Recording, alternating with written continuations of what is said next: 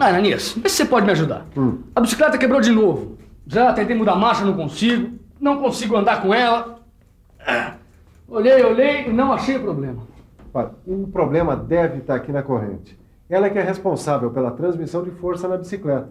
Aliás, a teleaula de hoje continua transmitindo para você tudo sobre transmissão. Hoje você vai aprender sobre as correntes. Elas são elementos fundamentais na transmissão da força e estão presentes em muitos equipamentos, desde uma simples bicicleta até grandes máquinas de transporte de carga. Na teleaula de hoje, você vai ver que existem vários tipos de correntes e vai aprender que elas atendem diferentes exigências e necessidades. Caio, a coisa aqui está um pouco complicada. Não tem jeito, né, Ananias? Tudo bem, tudo bem. A gente tem a teleaula de hoje toda para resolver o seu problema e para aprender tudo sobre correntes e o seu papel na transmissão de força. Legal. Vamos nessa?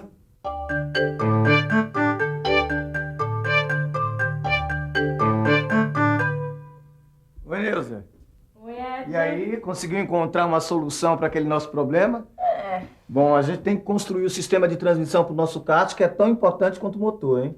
O que é que você está vendo aí, hein?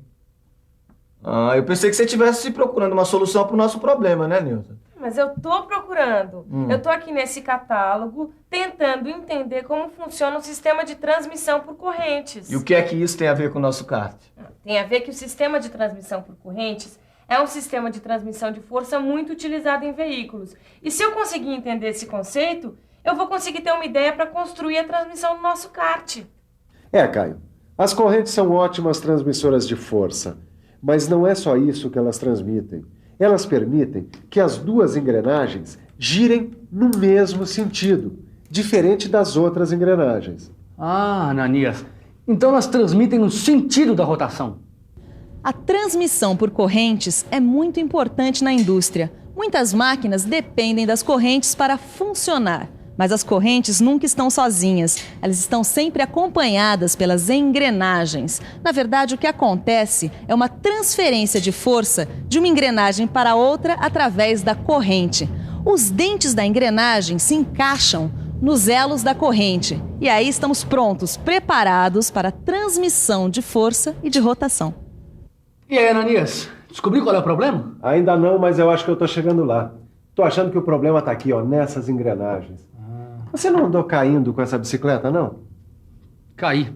A semana passada, chegando em casa, eu derrapei numa poça. Tinha acabado de chover, né? Será que foi isso? Pode ser. As engrenagens podem ter afrouxado com a queda, e aí, como você continua andando, elas podem ter saído do lugar. Claro. Para uma boa transmissão de força e rotação, é preciso que as engrenagens estejam no mesmo plano. Quer dizer, a posição das engrenagens é muito importante para uma boa transmissão.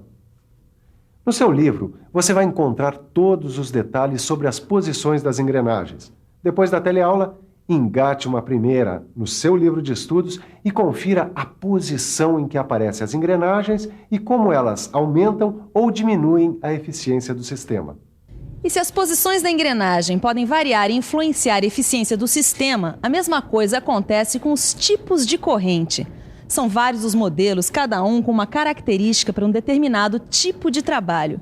São 5 os principais tipos de corrente. Olha só, a corrente de rolo, que é a mais forte. A corrente de bucha, que reduz o barulho e o desgaste. A de dentes, que distribui melhor o peso. A de articulação desmontável, que facilita a troca da corrente. E a de transporte de carga, que é conhecida como corrente GAU, que possui grande reforço.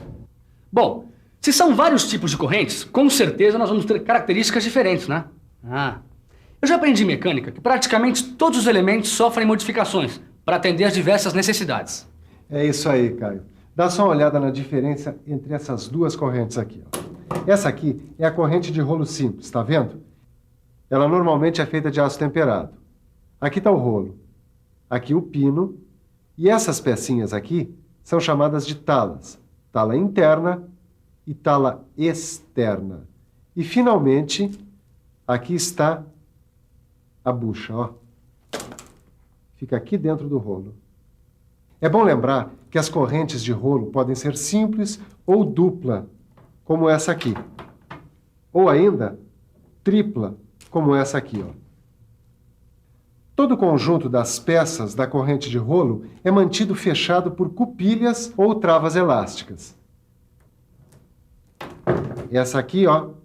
Tá certo. Eu já vi os componentes da corrente de rolo. E você disse que um desses elementos, desses componentes, se chama bucha. A diferença é que a corrente de bucha não tem o rolo, ó.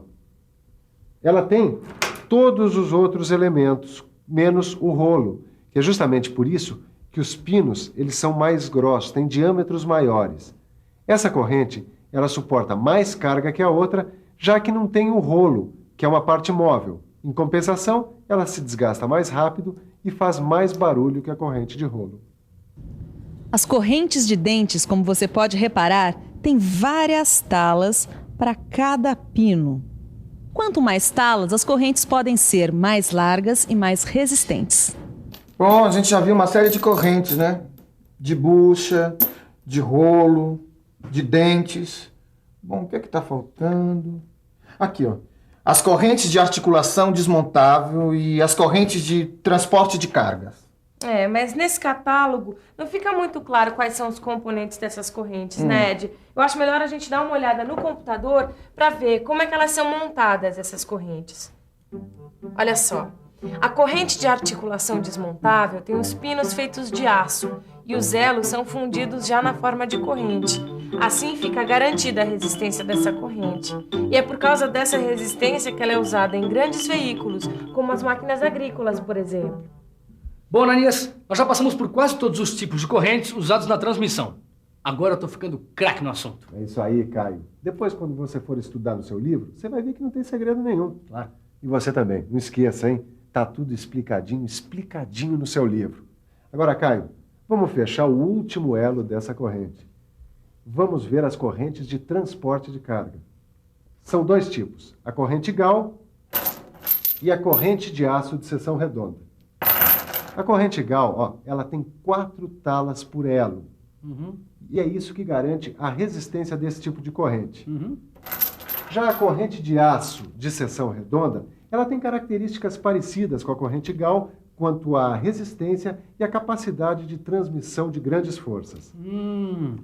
Então quando eu precisar utilizar uma máquina de peso que usa esse tipo de corrente, eu posso ficar sossegado quanto à transmissão de resistência e força. Claro, mas tem que ir com calma, porque essas correntes aqui, elas não são próprias para altas velocidades. Elas trabalham bem em baixa velocidade e também suportam grandes forças.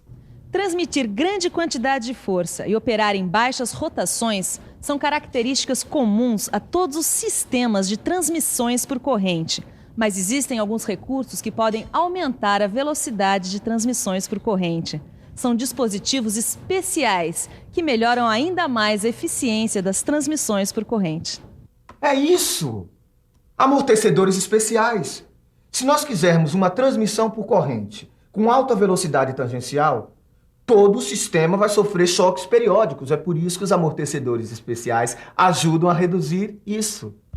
Não, peraí, Edgar, peraí. Repete tudinho, porque eu não entendi nada do que você disse. Bom, é o seguinte, Nilza, ó. Quando você tem um sistema de transmissão por corrente funcionando em alta rotação, a velocidade tangencial da corrente aumenta. E aumenta também a oscilação. Tudo bem, mas o que é velocidade tangencial?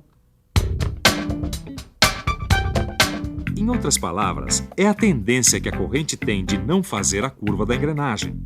Ou seja, os elos da corrente tendem a se manter em linha reta e a sair pela tangente da engrenagem sem fazer a curva. Essa tendência provoca grandes oscilações ao longo da corrente.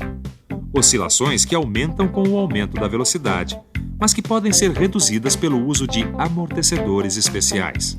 Isso aqui também é um amortecedor especial? Não. O nome disso é esticador. Repare bem. No câmbio da bicicleta, as engrenagens, ó, elas são colocadas umas sobre as outras. Quando isso acontece, você precisa de um esticador que é para corrigir a posição da corrente e assim melhorar o contato entre as engrenagens. Bom, quando a velocidade tangencial é muito grande, você pode usar os amortecedores. E agora, quando uma engrenagem está sobre a outra, o esticador resolve. Agora, o que acontece quando uma engrenagem está muito longe da outra? Quando as engrenagens estão distantes uma da outra, o que acontece é a protenção.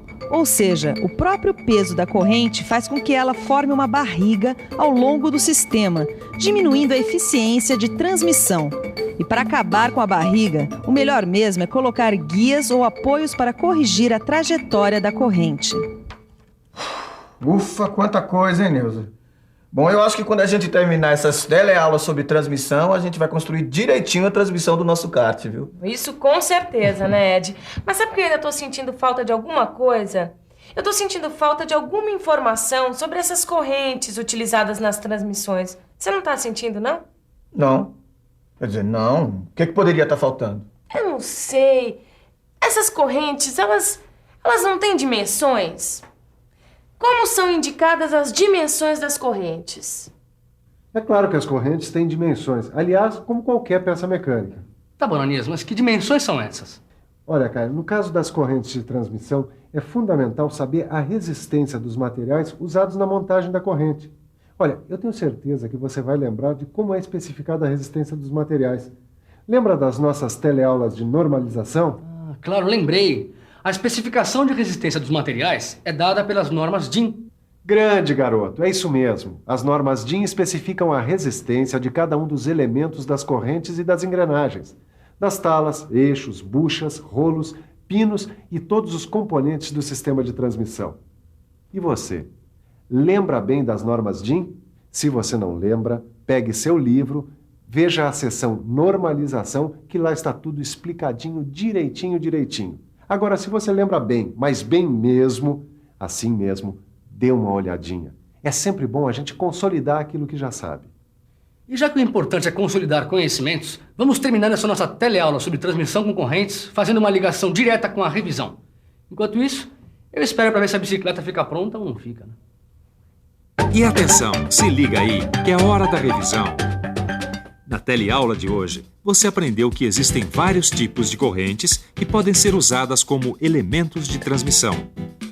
Você viu os importantes tipos de correntes: a corrente de rolo, a corrente de bucha, a corrente de dentes, de articulação desmontável, a corrente de aço com seção redonda e a corrente Gauss. Você aprendeu que as correntes estão sempre juntas com engrenagens nos sistemas de transmissão e que esses sistemas são muito importantes nas indústrias e em vários veículos. Além disso, você viu que a eficiência dos sistemas de transmissão pode ser aumentada com o uso de dispositivos especiais. Eu tenho certeza que você recebeu toda a nossa transmissão de informações sobre correntes. Mas para não ficar nenhum elo faltando e ficar tudo encadeado na sua cabeça, é sempre bom lembrar que é importante você aprofundar vendo o seu livro e fazendo os exercícios. Assim, quem sabe, você pode até engatar uma quinta marcha na próxima teleaula, quando o assunto for transmissão. Até lá!